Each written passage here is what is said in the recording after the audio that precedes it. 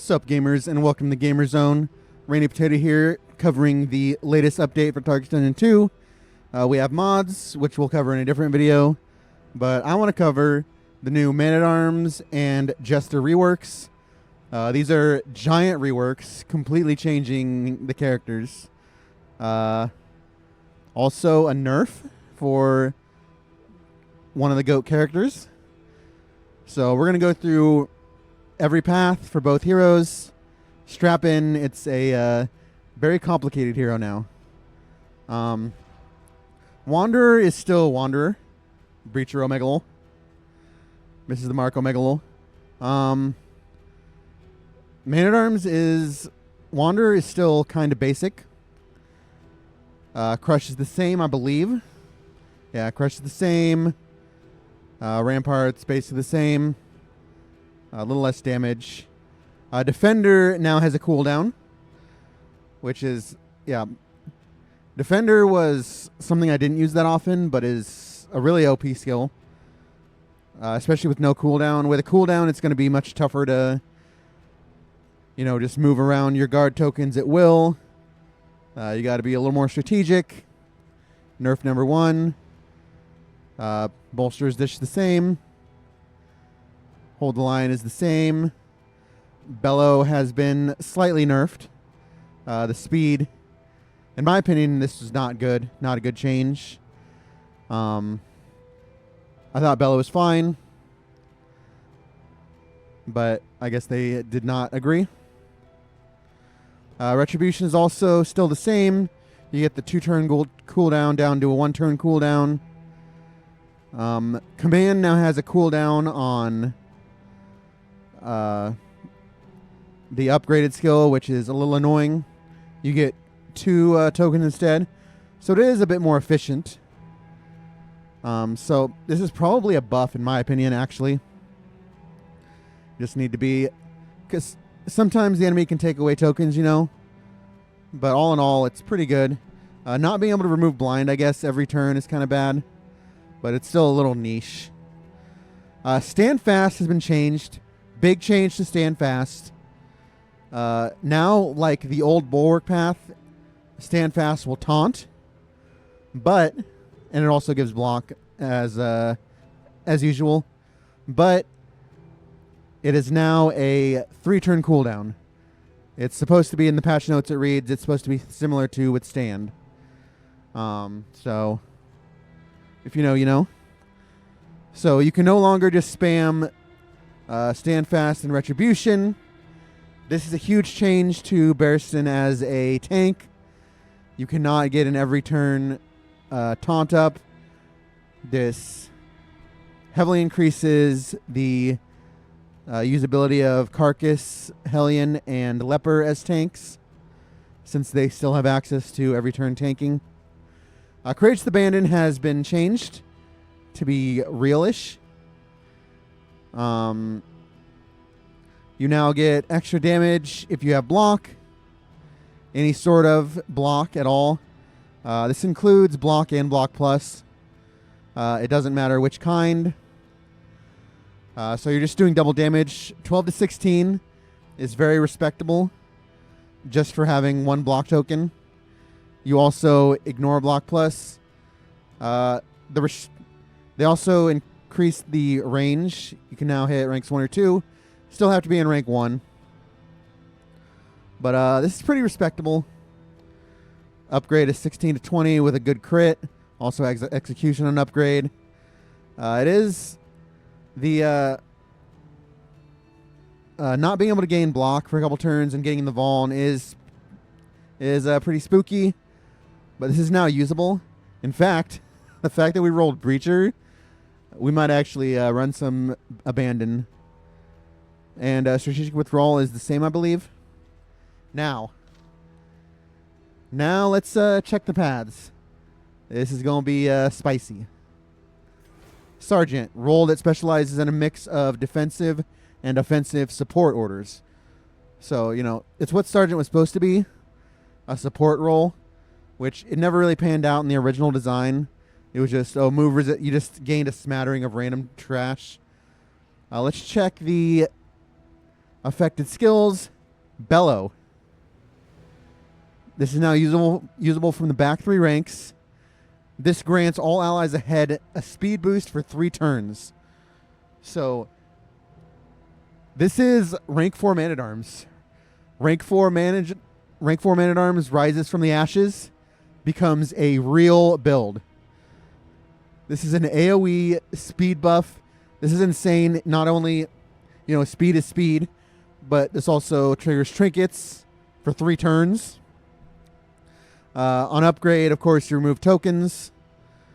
The cooldown is fine because, that's how long you need this buff. Anyway, fantastic, fantastic skill. You do lose, Bellow, the AoE stuff, which is what was useful from rank 4, but it's fine. Command. Command is interesting. So it applies to an ally. Their next hit applies combo, which is pretty interesting. A way to get combo generation. A lot of teams don't have combo generation, so and this can be used for AoE stuff. This can be used for a lot of things. Also has a speed component on the upgrade. So you don't get the strength, which is... You lose the command strength, which is a little cringe for, the buff path. But very interesting for, so many teams need combo. So this is a way to generate combo. Crush is now a back row ability. You can chill in rank 4. You can only hit ranks 1 or 2. Damage is the same. And this synergizes with command. So all allies ahead will heal 2 when the target is comboed.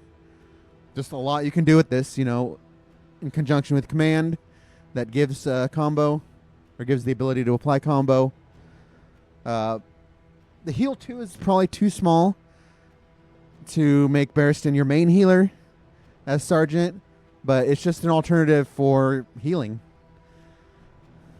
And it's, like I said, it's still damage. On upgrade, you also get the mobilize, which is helpful. That's something Sergeant was very, very good at. Was, being immobile with the move resist. You lose that, but you gain this. Retribution. Again, not a taunt at all. All allies ahead will gain strength when under a certain HP mark. This is strong in, if you have a full party under 75%, especially if you're running like Hateful Pyre, if you're in a boss fight and you're just getting nuked, this is insane. And the crit token especially, if you're at under 25%, obviously, pretty hard mark to hit. And it is a little cringe because, of course, if you're at Death's Door, you gain the weak tokens, and this does not counteract that. But a lot of niche use cases. Definitely strong with Hellion. And of course the upgrade, giving it under 100% is huge. But yeah, very strong, very strong. And we still have Stand Fast left.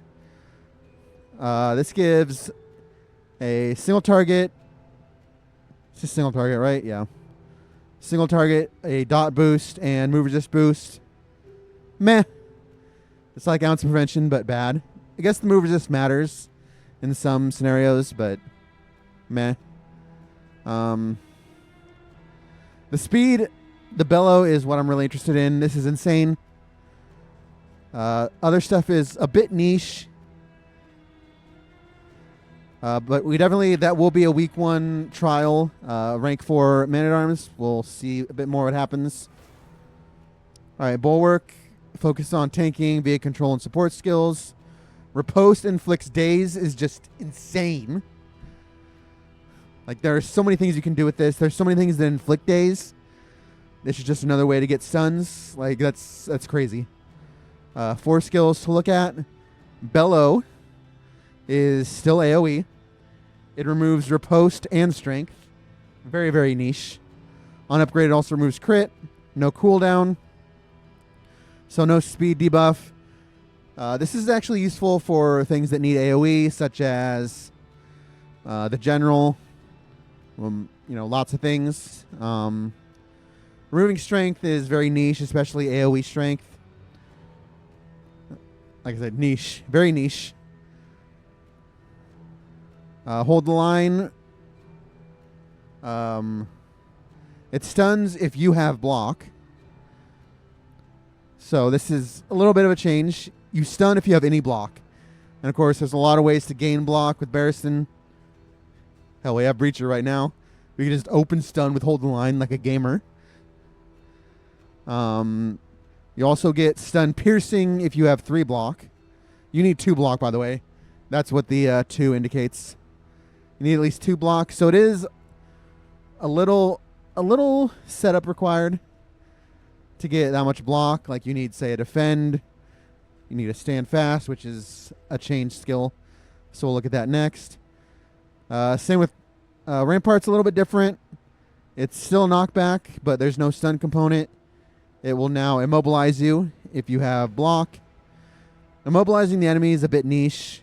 It doesn't matter against bosses, except in, I guess, Act 5. Like, just Act 5. And most lair bosses, too. So immobilize is a bit niche. It's good against certain enemies, like the baby.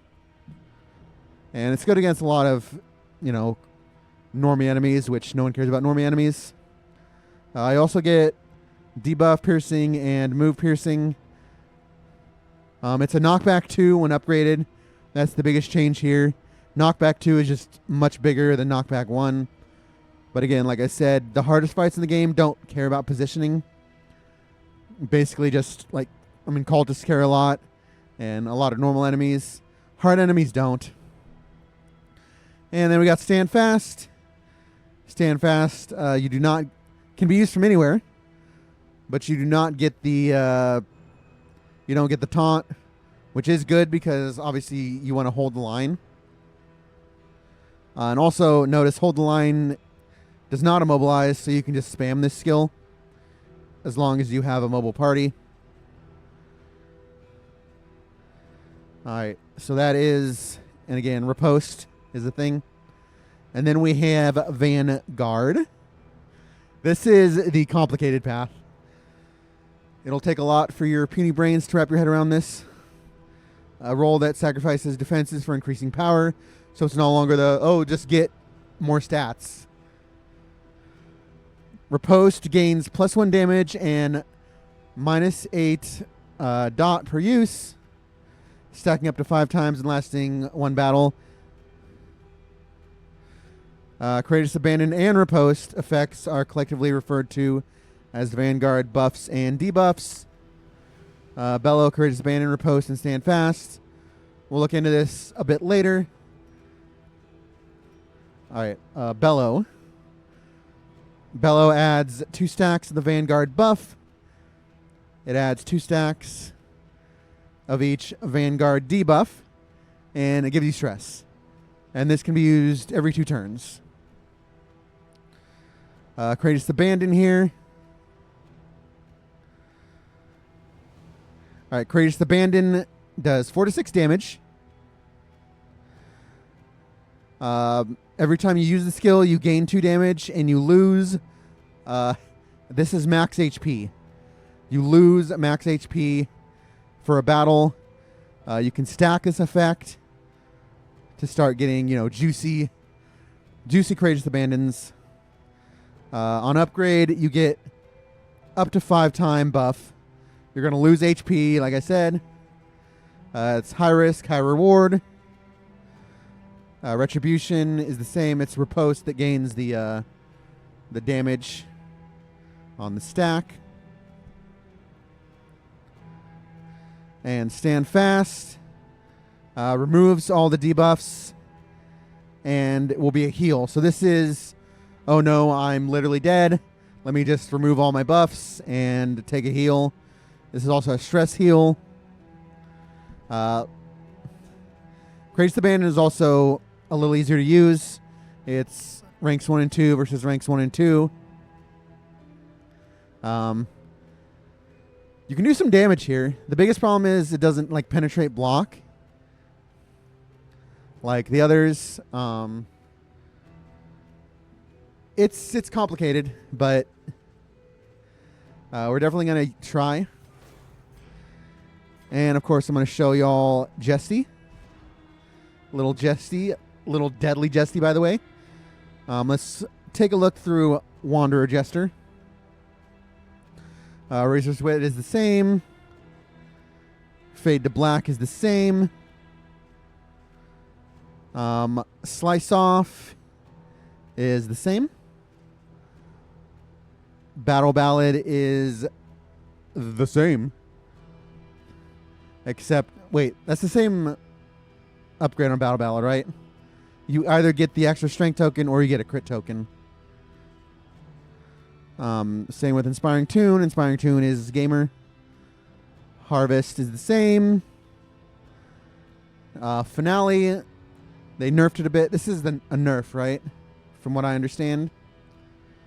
You get Stress Heal on Killing Blow as well. Just a little change there. Cooldown of 3 is the same, correct? Or is that changed?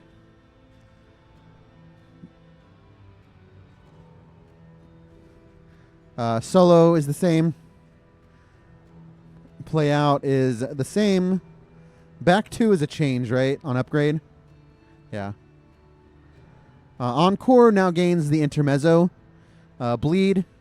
This is just a slight nerf. Not a huge nerf. Encore is still Encore. And Echoing March is still Echoing March. Let's think about Virtuoso, Party Support and Stress Prevention.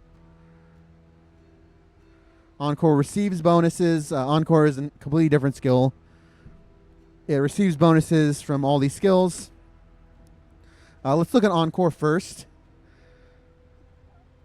You have to have the next Encore buff. So you have to like set up this skill.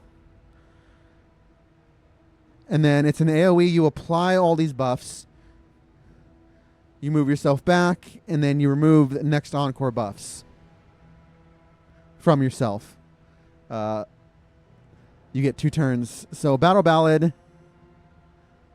The next Encore, you gain strength. Strength is gained. So this is AoE strength gain. You use this. Then you use Encore. And then you apply all the buffs. You move back. Echoing March. This is, again, a way to gain AoE speed. The next Encore buff. This is so complicated for you puny brains. This is also an attack. So this buffs your next Encore. So you give a speed boost. Where the hell am I at? All right. And you still... this turns Echoing March into a knockback rather than a pull. I don't like that because it's much better as a pull. Knockback's, I guess, kind of interesting. Otherwise, like I said, it's the speed buff that really matters here. Finale has changed. Finale is still damage. It doesn't affect the next Encore. What is the change here? Oh, each ally, yeah. You can stress heal your allies on Killing Blow. That's the change here. Yeah, kind of meh. Inspiring Tune. So this still is just a heal, but it also gives you the next Encore buff, which is Stress Resist. Not that great, but kind of cool.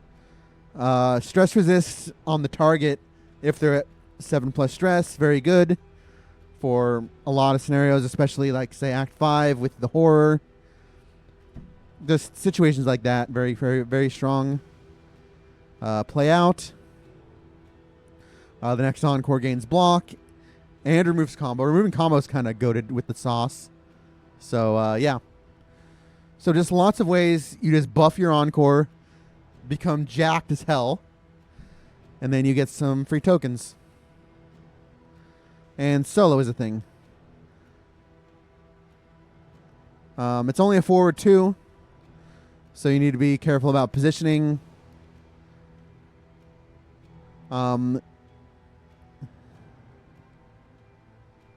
This is AoE. You just need someone with combo. So you'll notice it's an AoE. You need someone to have combo. And then you still move forward. The next Encore is a chance to remove a negative token or guaranteed chance to remove a negative token on upgrade. There are no limits or anything on this, so you can actually just kind of spam it whenever. Kind of cool for movement stuff. You don't get the dodge plus, but whatever. And then you apply a random negative token and a combo token on the target. That's good. That's actually kind of poggy-woggy. Especially, if you're going to combine this with Finale. Anyway, this is basically just Omega buff your party. You can basically choose what buffs you want.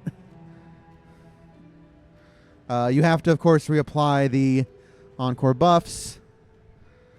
But you should be set up in time. Basically, this is good for long fights. For normal fights, it's just kind of the same. You can still do the solo Finale stuff, although the cooldown is long. And you have to have set up with solo. Alright, Soloist. Burst damage and self-recovery. Finale gets bonuses. This is like the Darkest Dungeon 1 Finale. You get bonuses when you do stuff. Gain when missed. So this is sort of like one of the duelist things. You gain damage when missed, and your next Finale gets extra damage, and it stacks. So you want to gain for yourself. Alright, affected skills, Battle Ballad. Next Finale will ignore a blind, so if you're blinded, you won't. This is very, like I said, it's similar to the last two Virtuoso, in which you're buffing your Finale. And of course, similar to DD1. So you will ignore blind. And this is no matter who you target. Even if you target yourself, you target someone else, your next Finale will gain this upgrade. On upgrade, it ignores dodge and blind. So pretty crucial skill to have for your Omega Nuke Finale. Otherwise, it's a normal Battle Ballad. Encore restores last Finale buffs and moves you forward. Or you can give yourself a speed token. So this is to restore your buffs. Finale. Same damage. There's a use limit now. It removes your next Finale buffs, which again can be brought back with Encore if necessary. Otherwise, just normal damage. But of course, obviously. Harvest is now AoE. Your Finale will now heal. You heal when the target is bleeding. So this is sort of to go with a bleed team, obviously. And also combo, you lose the bleed yourself. But you can have Slice Off if you want to do this. Otherwise, it's just a nice buff for the next Finale. Again, this is real slow in building up, but eventually it works. All right, Playout ignores guard or guard and block on upgrade. So again, it just depends what you're facing, whether you want all these nukes. And solo is now a taunt. Big cooldown. It is there's no speed, so you can open with this, and then you're going to get smacked, and you're hopefully going to gain when missed your damage, which obviously scales. So you solo, you do a little bit of tanking. You're not really a tank, you're just tanking a little bit to get yourself some nukes.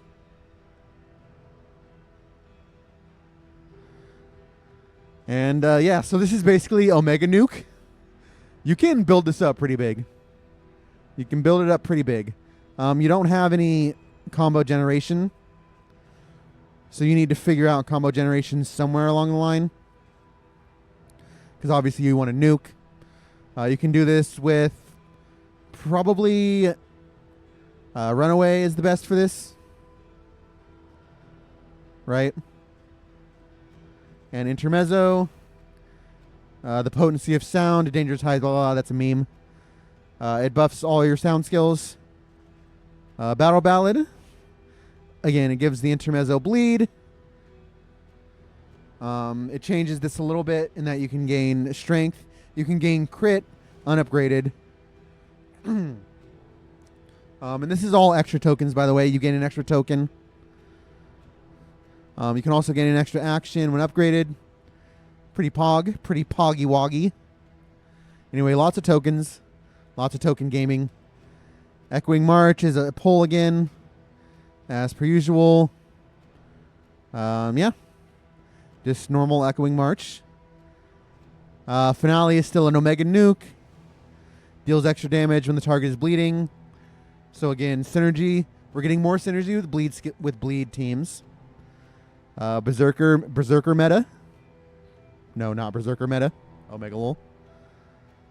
Where are we at?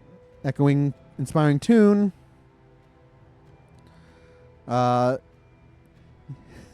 You can either stress heal. You can stress heal at 0 when the target is bleeding.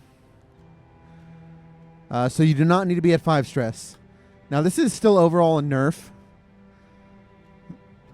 because you're not always getting the 2 stress heal and the cooldown is long as hell. You're still getting the self bleed. It's a meme, but it's an okay meme, I guess. And we have, what else do we have? Playout.